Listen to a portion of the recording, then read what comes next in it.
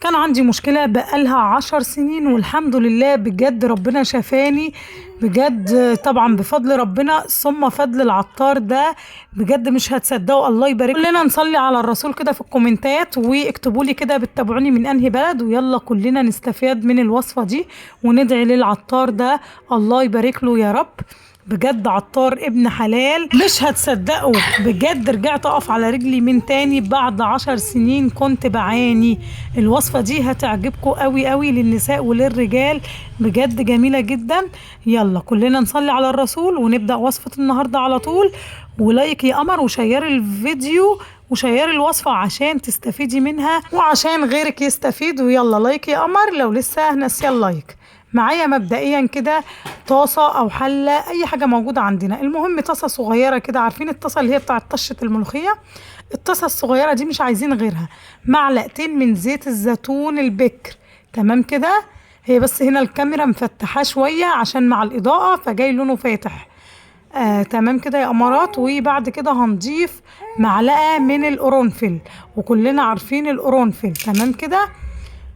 ومعلقة من حب الفلفل الأسود الحب بالطريقة اللي انت شايفاه ده. وهنقلب بقى المعلقتين دول كده مع زيت الزيتون كويس جدا، تمام كده. وهنرفع بقى المكونات بتاعتنا دي على النار ونقول بقى بسم الله بسم الله. وكلنا بقى نصلي على الرسول كده في الكومنتات. وهنرفع المكونات بتاعتنا دي على النار كده وهقلبها تقليبة خفيفة جدا، تمام كده.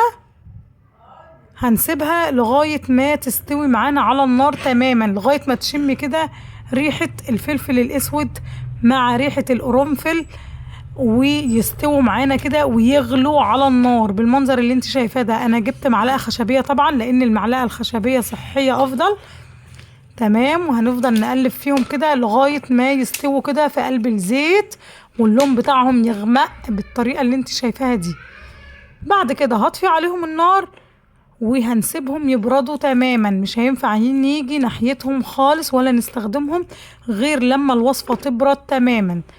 تمام، بردت كده لغاية ما قدرت ان انا امسكها اهو زي ما قلت لكم. تمام، هجيب بقى اي بخاخة عندي، بس هنا لقيت البخاخة دي ايه يعني مش هعرف افضي فيها، فالافضل ان انا هحضر كوباية شاي صغيرة كده عندي واي مصفى موجودة عندنا، تمام. وهبتدي ان انا اصفي طبعا معلقتين الزيت دول بالطريقة اللي انت شايفاها دي، لان احنا كده هناخد الخلاصة بس. الخلاصة بقى اللي طلعت معانا من زيت الزيتون مع القرنفل مع الفلفل الاسود. وهنبتدي بقى ان احنا نصفيهم وبعد كده نضيفهم في اي بخاخ كان قديم عندنا، تمام. البخاخة دي كانت قديمة عندي بتاعت سبراي، تمام كده. ومش برميها، بسيب اي بخاخة عندي يكون بتبخ بالطريقة دي كده بخليها بتنفع. هضيفهم بقى في البخاخة وهبتدي بقى عايزة اقول لكم بجد تحفة لآلام المفاصل، رجلك اللي مش قادرة تمشي عليها دي هتبخي بقى بختين كده وتفضلي تدعكي فيها لغاية ما تلاقي ايدك كده دفيت وانت بتدعكي. هتبصي هتلاقي بقى الآلام اللي كانت في المفاصل والهشاشة بتاعة العظام. بجد انا مصدومة، ما صدقتش نفسي بعد 10 سنين رجعت اقف على رجلي طبيعية تاني. بجد الوصفة هتعجبك جدا جدا، هتستخدميها مرة واحدة في اليوم قبل النوم، تمام كده. ويستحسن بقى لو لفتي عليها كيس بلاستيك وفوطة وسبتيها لغاية تاني يوم هتشوفي المعجزات بجد.